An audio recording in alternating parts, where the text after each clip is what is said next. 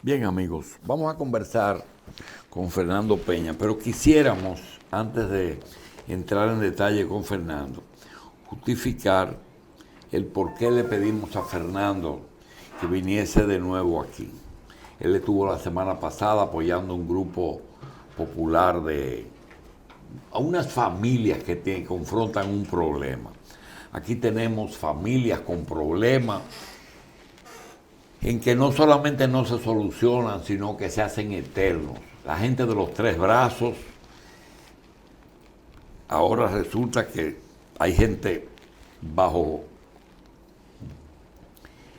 la justicia dominicana esperando que los condenen o le produzcan su absolución por haber supuestamente comprado a precio vil y vender tierras en los tres brazos. Tenemos el problema del Ceibo, pero el problema más patético es el problema de Pueblo Viejo en la Barrigol.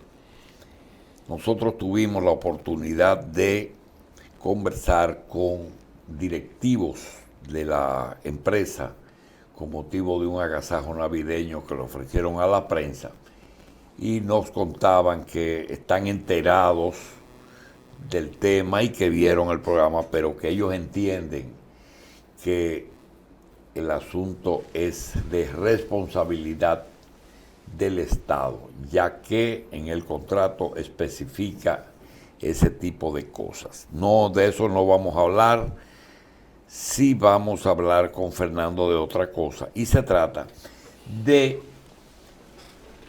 en las sociedades, doctor, hay una serie de privilegios que van desde la excepción que la ley le da a ciertos ciudadanos. Muy sencillo. Un rey tiene privilegios en su país que no tienen el resto de los ciudadanos. Está el tema de militares, que son el poder represivo. Tienen privilegios para protegerse. Por ejemplo, el de usar un arma que el Estado le suple. Los políticos que están desempeñándose como legisladores gozan de una cierta inmunidad o impunidad. El cuerpo diplomático radicado en cada país tiene también protecciones. De forma que definitivamente hay una población que no tiene protección. Aquí hemos dicho en varias ocasiones que se habla de discriminación. Se habla de discriminación de la mujer, del negro, del viejo. En otras partes del mundo discriminan a los católicos. Hay organizaciones en Estados Unidos anticatólicas, hay organizaciones anti-islámicas y hay organizaciones antijudías, pero también las hay en la otra dirección. Hay también una protección que es justamente de que nosotros quisiéramos tomar como base para comenzar a hablar con Fernando, y es el tema del periodismo.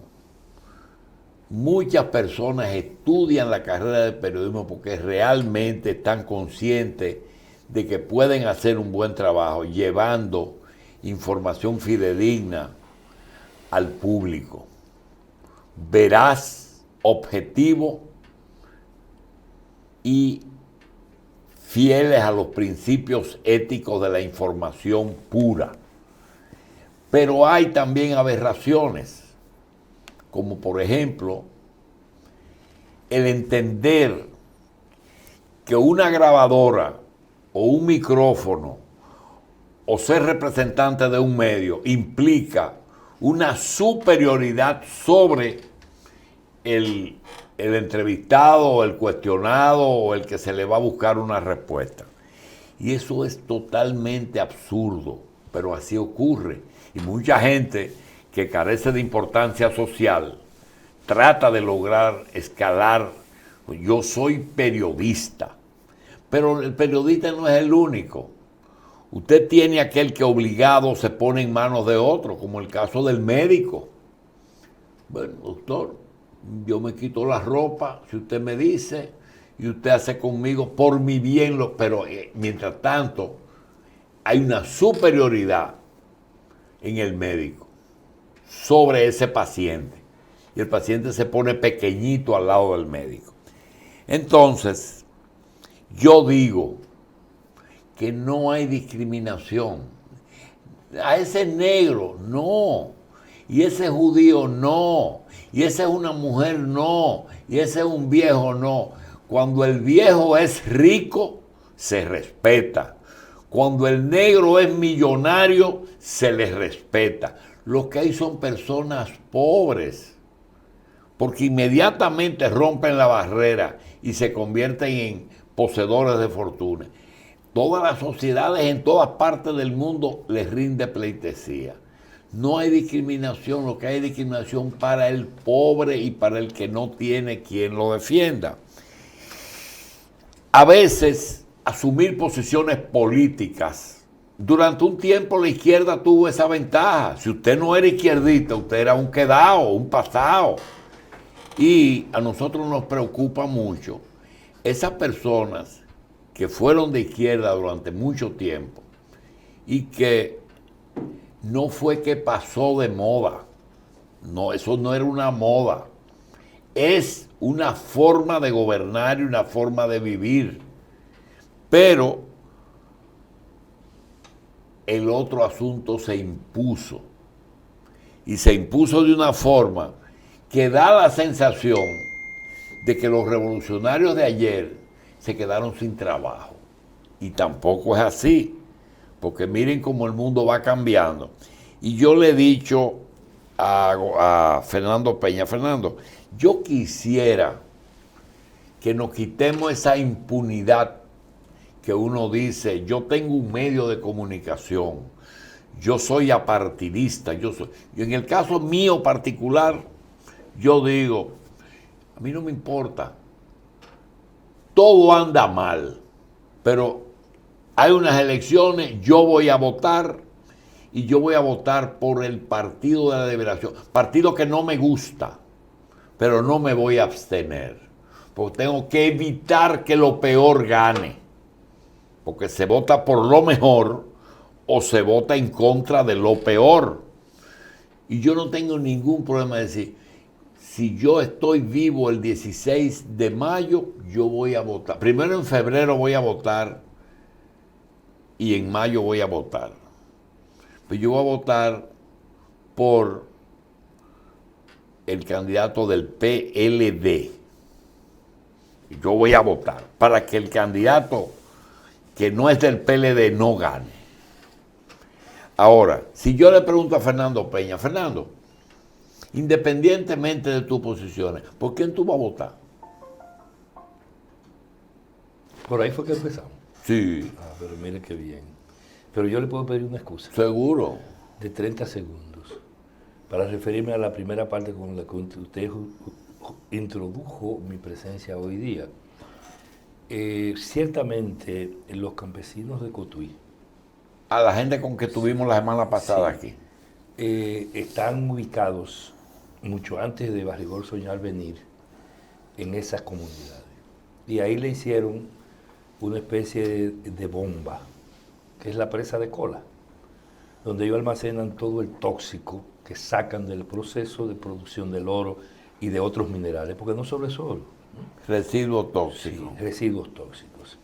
Y que ha envenenado todas las aguas de por ahí, subterráneas incluidas, ha eliminado 22 cañadas, 30 y pico han sido afectadas y contaminadas, y todo eso va lanzándose progresivamente sobre el río Yuna, por ejemplo, incluso más allá de él recibir las aguas del Camus de la Vega. Y esas más de 500 familias no debieron estar ahí cuando Barry comenzó. Por convenios internacionales, por lo que es el contrato y por los acuerdos de ley, por cuestiones elementales de humanidad, no debieron estar ahí. Pero están.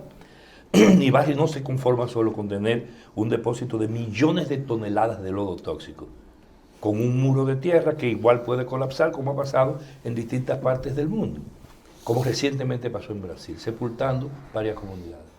Y Barrigol no puede alegar que no tiene responsabilidad en eso. Legalmente el Estado le corresponde, con el dinero que saca de la minera, haber resuelto, primero haber evitado y segundo haber resuelto el problema. Pero ellos pagan un 5% al Estado para eso. Ellos pagan al Estado eso y otros impuestos. Totalmente cierto. Ahora, no para eso. Ellos le pagan impuestos al gobierno para eso. Este gobierno o estos gobiernos irresponsables fueron capaces de asumir hasta el pasivo ambiental que le deje la minera. Pero eso no es lo que está en discusión y yo no quiero utilizar el tiempo para eso porque vinimos a otra cosa. Pero hay que aclarar que Barry es responsable también. ¿Quién es la beneficiaria de eso? ¿Quién viola la ley cuando acepta que haya comunidades ahí dividiéndose nada más por una valla ciclónica de ese desastre? ¿Y quién es responsable? El gobierno que lo permite. No, y Barry que se beneficia, porque viola los acuerdos también. Pero no solo eso, es que Barrigol está anunciando fuera del país y con un gobierno irresponsable nadie dice nada, sin un estudio ambiental de la presa, sin un estudio de impacto de la presa de cola actual que nadie conoce ni de la que viene. Y están anunciando otra nueva presa para sacar, adicionalmente a los que sacan, 11 millones de toneladas de onzas de oro. Que lo están anunciando, lo anunció. Sí, Fernando. Doctor, pero lo que le quiero no, aclarar tú vas es a eso. terminar, no hay problema. A mí lo que me llama la atención es que nosotros los que vamos cumpliendo años, no hacemos un Alzheimer de un día para otro. El Alzheimer es un proceso. Acumulativo. Y a veces uno tiene el temor de que pueda caer en eso. Y yo quiero preguntarte, ¿y esa Barrigol es la misma que pagó para que no lean el contrato? ¿Esa misma? Sí. Pues claro. La que no lean el contrato en el Congreso. No, que no lo digo yo ni usted, lo dijeron los legisladores. Que no lo leyeron. Yo en español. Esa es la misma, pero no solo la misma que tiene ese contrato oneroso, sino esa es la misma que está persiguiendo incluso investigadores y universidades que han hecho estudios demostrando que ellos contaminan y dañan la zona. En Canadá, por ejemplo. O sea, estamos hablando de una empresa beneficiaria de ese desastre que anuncia que va a potenciar y a multiplicar el desastre. Y lo que se está pidiendo sencillamente a ellos y al gobierno se pongan de acuerdo y reubiquen con dignidad a esas familias campesinas, que además le cuesta cheles, contando con lo que es ese tipo de cosas. Entonces, dejado eso aclarado, Barrigol es tan responsable como el gobierno. Es culpable fundamental porque ella es beneficiaria de ese desastre, de ese negocio y de esas violaciones. Bien. El gobierno es el que tiene que proceder de inmediato y por eso se le demanda y por eso se está trabajando con el Ministerio de Energía y Minas en la procura de una solución. Dicho eso, vamos a la pregunta. Hace mucho que no hay un partido de izquierda que concite aquello que el público dice, ¿va a ganar o no va a ganar? ¿Sabes que eso influye? Yo no voy a votar porque ese no va a ganar, o por fulano. Realmente, no te quiero hacer una emboscada. Lo primero es, en algunas ocasiones sé que tú te has abstenido de votar. Desde que naciste, lograste la edad de tener el derecho al voto, en alguna ocasión te abstuviste. Ahora, en el próximo febrero y en el próximo mayo, ¿piensas votar? Ya me ha formulado la pregunta por 2 vías y ciertamente yo entiendo que no emboscan, sino que preguntan cosas que son elementales. Yo soy un ciudadano de este país, en pleno ejercicio de mi derecho y por tanto tengo la posibilidad de ejercer el derecho al voto o al no voto. Porque ambas cosas son derechos. El no voto es un derecho, ¿no? Es cierto. Y es secreto también. Sí, pero además el no voto es un derecho. Sí. Claro. Entonces yo tengo la opción por derecho y por ley de votar o no votar. Yo decido. Ese es el primer derecho. Si decido votar, tengo que hacerlo por una alternativa de las que están, o por ninguna, pero expresando la abstención. No has decidido todavía. Que le voy a responder, lo que pasa es que tengo que lograr comunicarme con el que nos esté oyendo para evitar cualquier confusión. Ahora, antes de eso, quiero decirle, usted introdujo la pregunta de manera prolongada abordando el tema de los que usan los medios de comunicación. No, pero yo te dije lo siguiente, dije que yo voy a votar porque no quiero abusar tampoco. Nosotros los que trabajamos en prensa pensamos que tenemos impunidad y derecho a atropellar a todo el mundo. Eso es lo que digo. No, yo voy a votar y voy a votar por Gonzalo. Ahora yo te digo a ti, ¿vas a votar? ¿Por quién vas a votar? Entonces, eso, ciertamente, aquí hay gente que ha entendido que el poseer medios o trabajar en medios o hacer uso de esa posibilidad es una patente de costo. Sí, es un arma de reglamento.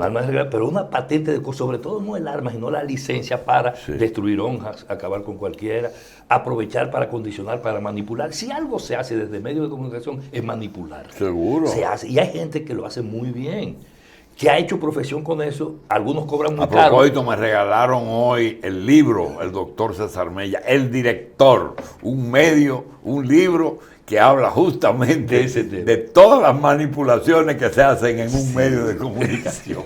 Y esa capacidad se paga muy bien o se paga muy mal. Hay gente que se hace pagar bien y otras que cobran muy mal. Eso es verdad. Entonces, pero hay una cosa que tiene que ver con los medios que se le enseñan en las escuelas y que en mi paso, en aquellos tiempos de los 12 años por la escuela del Instituto Dominicano de Periodismo, yo fui estudiante de ahí. El IDP. Yo cursé estudios de eso en el IDP. Pitaluga y Calito Gotró. Estaba en el Liceo Juan Pablo Duarte cuando eso. Otros estudiaron ahí después, algunos son periodistas prominentes. Una de las cosas que discutíamos con Adriano, sobre todo, era el tema de la objetividad en el Adriano de la Cruz. Sí, el problema de la objetividad en el periodismo. Si algo se procura, no es en el periodismo, que es manejo de la información, es en el ejercicio profesional, en el ejercicio científico, es la procura de la objetividad. Uno hace la procura de la objetividad desde su subjetividad. En eso yo pienso que Cristino me puede ayudar bastante, porque su especialidad al manejar comunicación tiene que ver con eso. La procura de la objetividad es como deshacerse de lo que usted piensa o quiere, pero hay gente que pregunta y que responde solamente aspirando a que se dé lo que él piensa. A veces ni siquiera lo que él quiere, sino lo que piensa, porque eso vende. Entonces, lo que se ha dañado profundamente en los medios de comunicación es precisamente la pérdida del sentido de objetividad. Y eso tiene que ver con una pérdida de tipo moral. De tipo moral en función de las condiciones y a qué se apuesta. Y de base ética, porque tiene que ver con el valor que usted le da a la persona, a la información y a la sociedad. Si la sociedad deja de importarte porque lo que se procura es sencillamente la acumulación, entonces usted se fue por ahí y sencillamente ahí no hay recato de ningún tipo y ahí no hay valoraciones ni fronteras morales. Eso es verdad. Entonces, agrego eso un poco a su introducción para poder decir, yo no tengo problema en responder en un medio lo que yo creo.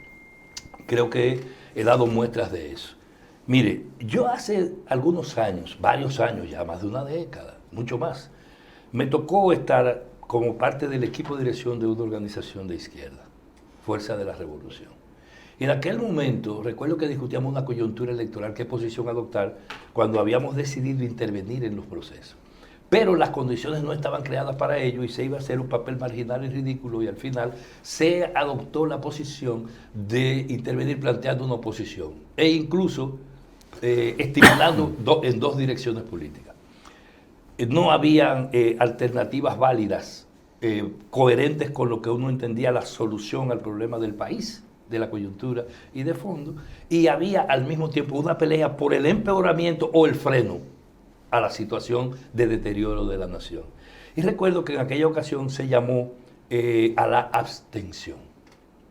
Y se dijo, pero si usted decidió votar, vote contra esto.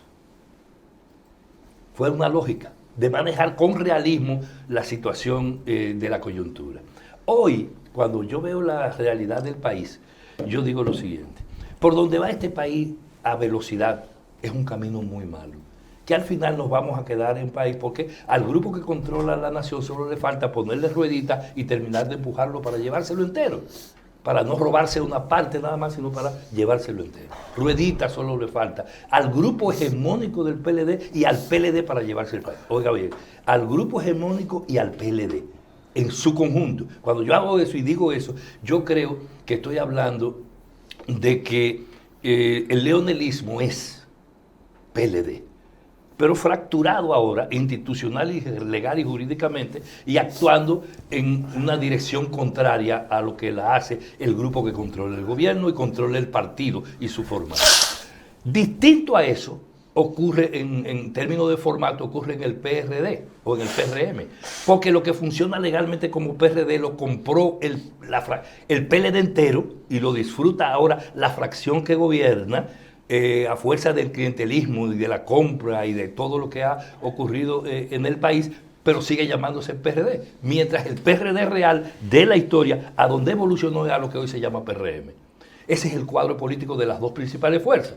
Viendo las cosas así y viendo que aquí hay un proceso de construcción de nuevos sujetos y nuevos actores que al compás de los vientos de América Latina refleja una cosa diferente a los grupos oligárquicos tradicionales y a grupos como los dos que he descrito acá, que avanza en su presentación, en su intervención política, pero que no alcanza todavía a conformar una opción de poder realmente capaz de confrontar con ambos, pero que ha demostrado fortaleza desde dos puntos de vista. Uno, políticamente, queriendo articular un proyecto que es donde más debilidad hay, y dos, socialmente, desde el punto de vista del despliegue y el desarrollo de un movimiento popular que no es lo mismo que era cuando los tiempos del colectivo, cuando los tiempos de la conferencia y esas cosas, pero que hoy se expresa al tono que se expresan justamente movimientos sociales que han terminado con cuestionamientos políticos profundos en América Latina, como es el caso de Marcha Verde y otros movimientos que acá se han desarrollado en los últimos años y que todos convergen en una misma dirección. Eso se da en medio de una crisis económica, social, política e institucional en este país. Una crisis que desde el poder no se le ha dado respuesta y que desde la sociedad abierta se reclama. Entonces, para eso nos llevan a un punto de las elecciones donde usted me pregunta qué yo debo hacer. Yo le digo, yo entendí. mi disposición, no, pero no me interprete, yo lo voy a decir directo. Mi disposición y mi propuesta que ahora, no siga gobernando el grupo que está gobernando. Pero que eso no puede ser ni un cheque en blanco, ni una entrega, ni una subordinación. Al que venga. A grupos como los que tenemos actualmente, que tratan de ser oposición y en la práctica han sido incapaces de serlo de manera efectiva porque se benefician de los mismos desórdenes y de las mismas prácticas de desgobierno. Entonces, yo creo que aquí hay que derrotar eso y cerrar esa posibilidad. Ahora, eso primero no es a cualquier precio. Y segundo, creo que es necesario la construcción de un frente político que enfrente todo eso. Y que enfrente todo eso tratando de poner una llave y que el precio de eso sea que o son capaces de imponer una lógica de cambios aquí o vamos a un proceso de desobediencia civil y de levantamiento popular como está ocurriendo justamente en toda América Latina. Yo creo que eso le da respuesta a su pregunta. No me da respuesta porque tú dices, cualquier cosa que no sea esto es buena. No, y no es así. No he dicho eso. O un levantamiento popular dirigido por quién. Doctor, ¿quiénes son esos emergentes que están ahí? Existen, pero no lo conocemos. Doctor, Oye, ni tan organizados, ni te han dicho yo soy. No, óigame, justamente los nuevos liderazgos en América, en todas las coyunturas, no me los mida ahora como si no hubiese pasado historia. Sí. Todos estos liderazgos de los últimos años, en toda América Latina y aquí en la República Dominicana, han venido de ahí y han parido tradiciones, como por ejemplo la que acaba de ser interrumpida, creo que muy fugazmente, en el corazón de América que se llama Bolivia. Por ejemplo, yo creo en eso. Yo creo en lo que es capaz de hacer un pueblo que de hecho repuso ya a Evo sin reponerlo en México. En los hechos, en lo que está efectivamente. Les mandé hace un rato justamente una entrevista hablando del tema colombiano, pero que refirió esto de Correa con Petros en Perú. Pero veo que en Venezuela la oposición tenía la razón. Macri tenía la razón. Bolsonaro tenía la razón, Lenin tenía la razón, pero resulta que no tenían la razón. Salieron de una cosa mala. Y los mismos medios de comunicación que fueron capaces de querer justificar todo lo que se hizo con Guaidó y anterior, incluso desde los atentados y los intentos de asesinato de Chávez, quisieron justificar eso como ejercicio democrático. Ahora resulta que están exactamente en la lógica contraria. Pero yo voy a hacer un estreno aquí. Vamos a incluir a Tayoán el máster, doctor del Castillo, Carlos y Fernando. Yo quiero estrenar algo que lo vamos a hacer y voy a comenzar yo, porque yo soy enemigo de las emboscadas. y de sentarme, no, que el productor es que no. ¿Qué pasaría si el mundo entero, los 204 países, con sus 7.000 habitantes, Estados Unidos y de ahí para abajo, toda la América hasta Argentina,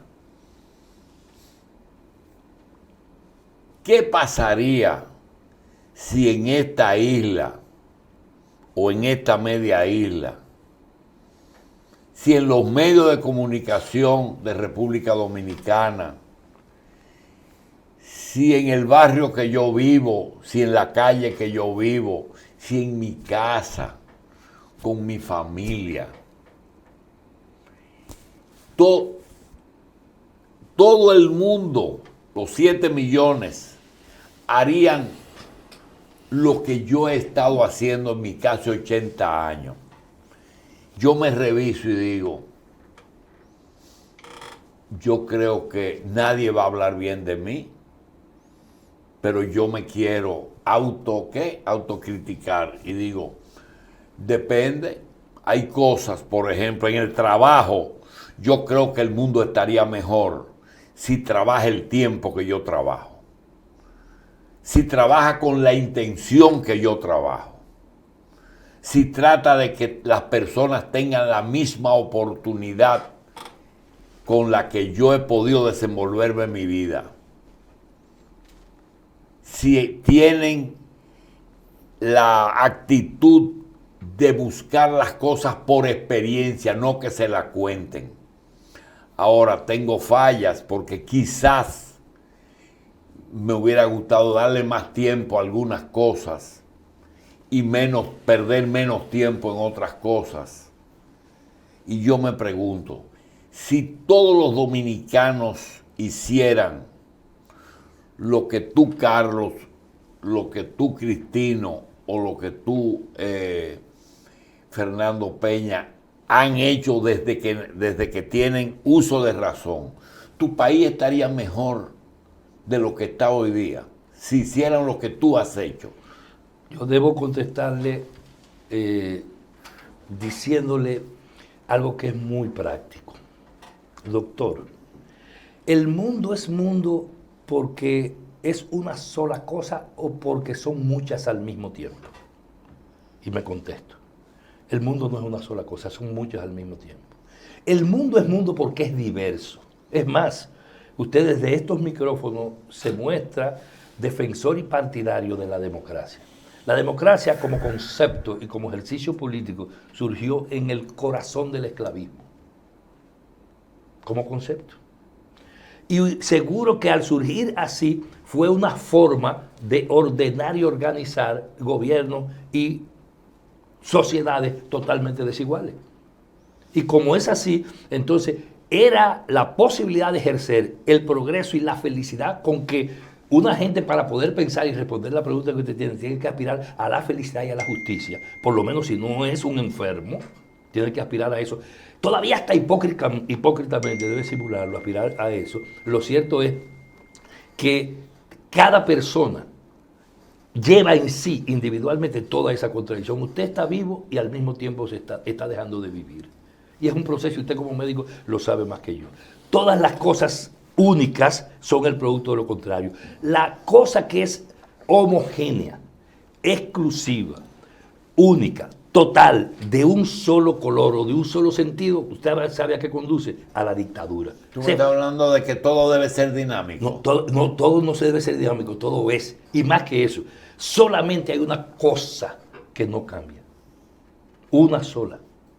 Se lo digo a mis estudiantes, a veces desafiando, procurando el esfuerzo por el razonamiento, que es de la cosa que se ha perdido aquí. Aquí vaciamos la gente para que no razone, para que no piense de manera razonada, ¿no? Y que siga cosas y que repita cosas, como los loros, ¿no? Responde estímulos únicamente y exclusivamente. Y yo les digo, está aprobada la materia, que aquí me razone por qué, si entiende que es así, que todo cambia, pero que hay una cosa que no cambia.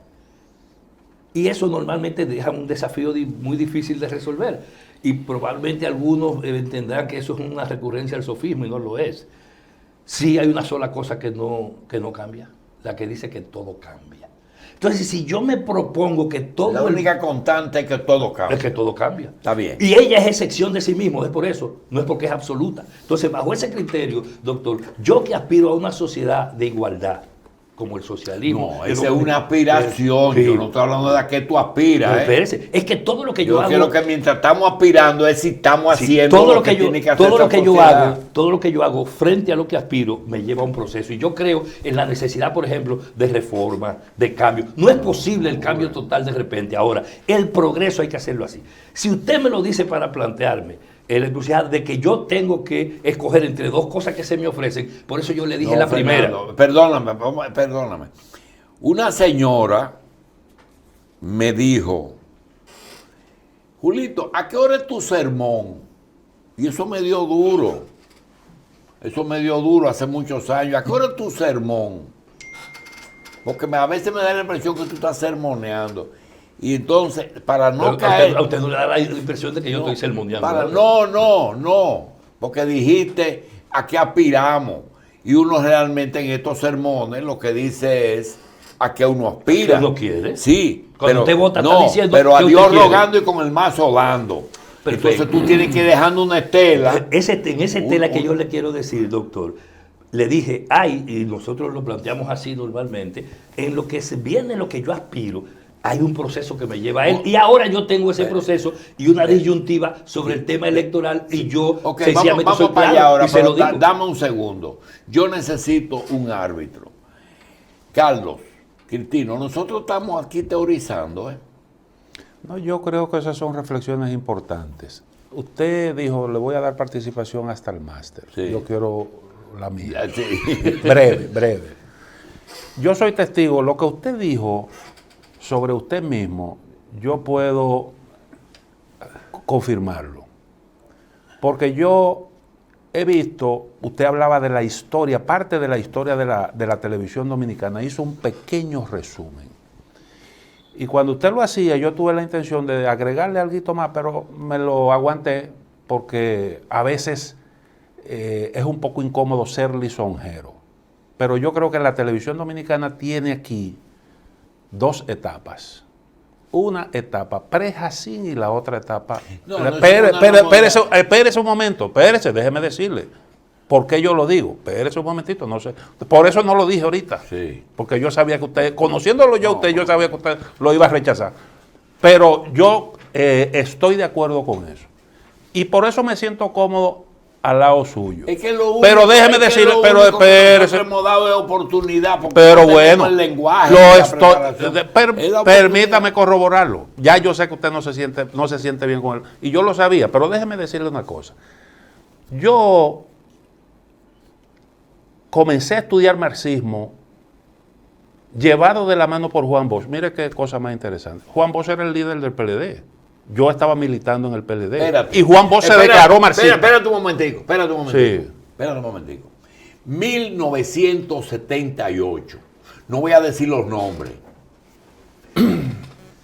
3 personas salen de una organización política de izquierda. Y 3 personas salen del PLD con un pleito de Juan Bosch.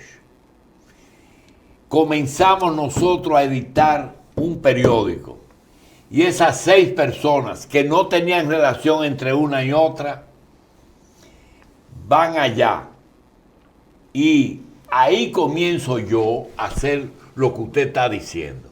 Señores, pero en la diversidad es que está el sabor. Y nosotros tuvimos 3 ex MPDistas y 3 PLDistas allá. Siga, doctor. Bueno, entonces, Juan Bosch se declaró marxista. Y yo comencé a interesarme por el marxismo. ¿Por qué Juan Bosch se declara marxista? Y comencé a leer marxismo. Y eso me llevó a solicitar una beca para estudiar en Estados Unidos, en la Unión Soviética. Tuve el privilegio de conocer esa sociedad y además de eso de vivir una etapa importante del desarrollo de la misma. que fue la época de la perestroika, de Gorbachev, y una parte, ese ¿Tú llegaste proceso, hasta ahí? el proceso cuando comenzaba el derrumbe, De el aquello. inicio del fin de ese sistema. Eso yo lo viví, esa primera etapa. Naturalmente el mundo cambió. Después de eso el mundo cambió y cambió radicalmente. Sin embargo, yo siempre he creído, y eso es algo que me ha movido a mí, nunca he renunciado a eso, siempre he creído en los ideales de justicia social, porque eso no cambia. Por eso yo he sido enemigo acérrimo del neoliberalismo. Por eso yo he defendido los gobiernos que han aplicado políticas de inclusión social, políticas de combate a la pobreza. Lula, los Kirchner en Argentina, Correa en Ecuador, Hugo Chávez que aplicó políticas de inclusión, aunque Maduro posteriormente se encargó de desbaratar prácticamente ese proceso. Y esos gobiernos que nosotros sabemos, gobiernos de izquierda, ahora... Y Evo también. Y creo que nadie lo ha defendido a Evo Morales más que yo. Ahora, ¿qué pasa? Fíjese cómo una de las consignas que han servido para combatir esos gobiernos de inclusión social, la corrupción, falta de democracia, que es el mismo discurso que tiene la izquierda aquí. El mismo discurso que tiene la izquierda aquí es el que tiene la derecha que han frente a en esos escenarios en donde se han aplicado políticas de inclusión social. Pero Hasta el punto las dos acusaciones eran verdad, ¿eh? Hasta el punto, no, un momentito. Hubo errores, pero a Lula lo metieron preso por un apartamento que él nunca vivió y que nunca fue parte de su propiedad. Y además, ¿quiénes son los que están juzgando de que corrupción en esos países? Los que tradicionalmente han saqueado esas naciones. Y los que están promoviendo una alternativa, que es una alternativa que realmente empobrece a la gente y es lo que dio origen a esos gobiernos progresistas.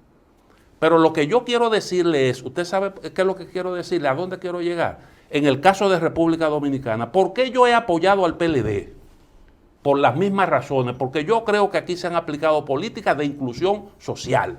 Y aquí ha habido éxito en el combate a la pobreza, ha habido éxito en la aplicación de políticas con respecto a para favorecer a una serie de sectores que nunca nadie los había beneficiado. Y no es verdad que aquí ha habido la tal crisis, porque aquí ha habido una de las cosas que ha caracterizado los gobiernos del Partido de la Liberación Dominicana, es que ha habido crecimiento, ha habido estabilidad y políticas de inclusión social que yo no estoy sugiriendo que se han resuelto todos los problemas, pero yo creo que se ha hecho un esfuerzo. Se pudo haber hecho más y todo lo que usted quiera, pero creo que se ha hecho. Entonces, aquí se está combatiendo un gobierno que aplica políticas de inclusión social, un gobierno progresista, con los mismos argumentos con que se han enfrentado a otros gobiernos también progresistas en otros lugares. Y que aquí mucha gente que dice ser progresista rechaza allá una cosa y lo aprueba y aquí lo aprueba. Y aquí está en consonancia con esos sectores que lo que plantean es la alternativa de siempre a las políticas de inclusión social, que son los sectores neoliberales. Entonces, ¿cómo yo puedo decir que eso es mejor? ¿Cómo yo puedo decir que eso es mejor? Cuando todo el mundo sabe a dónde eso nos va a conducir. Por eso yo digo, igual que usted, en eso coincidimos, en las próximas elecciones, y yo no tengo ningún problema en admitir eso, en decirlo, yo también voy a votar por el PLD. ¿Por qué? Porque para mí ese es un camino seguro y yo sé lo que un gobierno del PLD le puede dar a este país. Lo que yo no sé es qué le pueden dar eso que quieren sustituirlo con el discursito de la lucha contra la corrupción. Esa es mi posición. Lo que pasa es que también, ahí va tú hablando ahora. de la diversidad, que fue el punto que me llamó la atención en cuanto a lo que es la conformación de una sociedad, en cuanto a lo que es la participación política de la gente. Uno dice, oye, pero qué bonito sería así, porque incluso yo veo que en Brasil, en estos días salió, me llamó mucho la atención, que hay un descendiente del rey que es diputado, que representa una partecita minúscula de la sociedad que todavía ve que hubo una buena época bajo una monarquía. En Brasil, o que lo recuerda quizás, o que él quizás ha sabido hacer la transición entre lo que era la forma de gobierno de ese entonces y insertarse en lo que es la nueva forma de hacer política. Pero también uno dice, oye, pero ¿por qué la oposición no tiene más espacio acá? No es quizás que, y ahí entra el cuestionamiento de si es que ha carecido de propuestas que hayan pegado lo suficiente para poder obtener un buen favor electoral, o si es que se han dejado tragar de el tamaño de los partidos fundamentales de acá del sistema. Y uno dice, oye, es que están peleando por cuotas que quizás son muy pequeñas en comparación con el espacio que realmente les corresponde. Pero, ¿qué es lo que ha fallado? Eso es lo que uno se pregunta. Falta el máster. Deja el pobre máster. Déjalo ahí. Mire, doctor. A mí me parece, creo que incorporan a esta reflexión. Ahora sí, ese término es válido,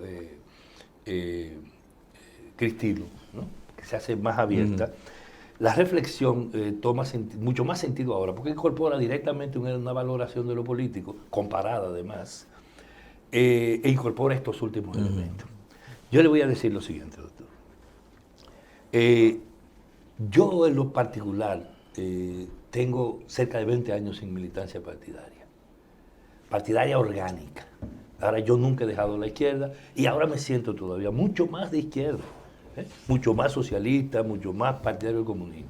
Me siento eso y creo más, y creo que es válido y la vida lo condena. Y creo que el mundo opera con esos vientos en esta dirección. Y lo que pasa en América Latina, las oleadas de las últimas 3 décadas, así lo pone el testimonio. Lo que pasa en Europa respecto al tema del conservadurismo y las viejas herencias del fascismo. Lo que pasa en esa África destruida.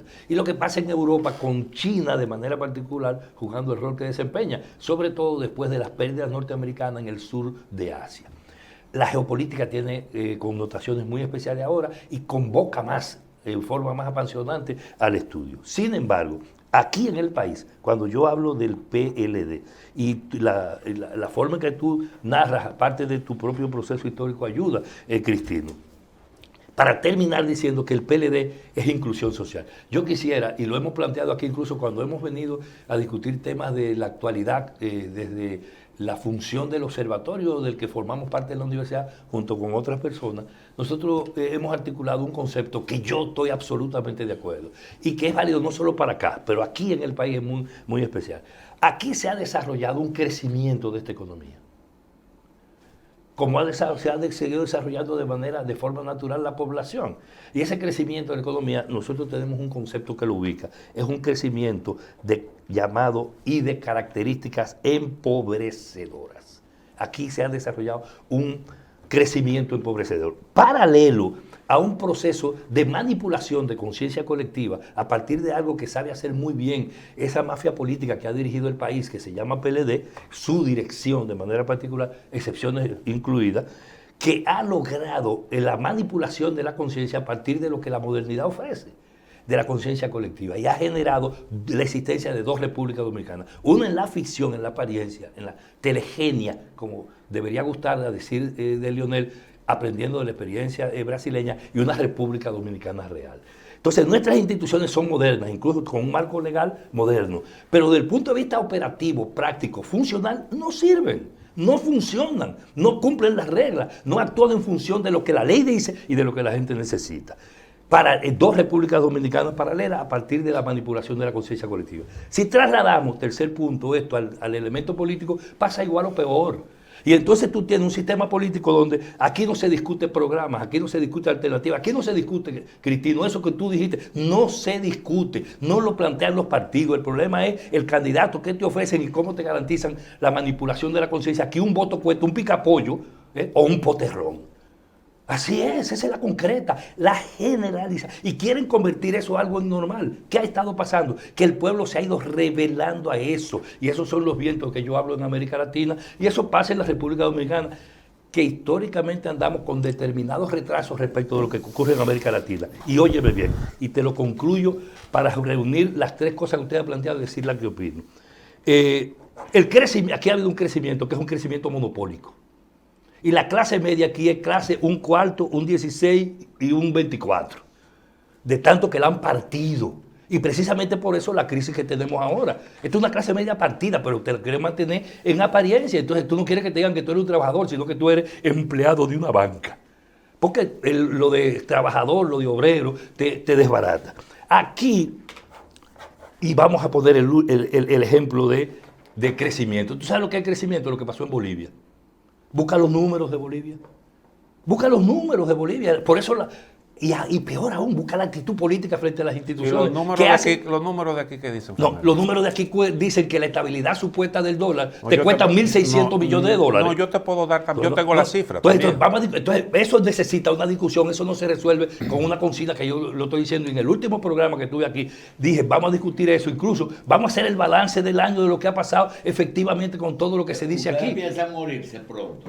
No. Nosotros podemos plantear esa discusión. Eso es lo que le quiero decir a Cristino, que esa claro. discusión la podemos hacer en otro momento, Sí. pero ciertamente aquí el crecimiento ha sido un crecimiento empobrecedor. Todo lo otro es pura manipulación política para tratar de llevar a la República Dominicana a ser presa de que Muy te bien. ofrecen dos porquerías para que tú escojas una Muy como bien. supuestamente la menos yo mala. quiero una sola cosa antes de irte. Vamos a hablar de la inmundicia un poquito.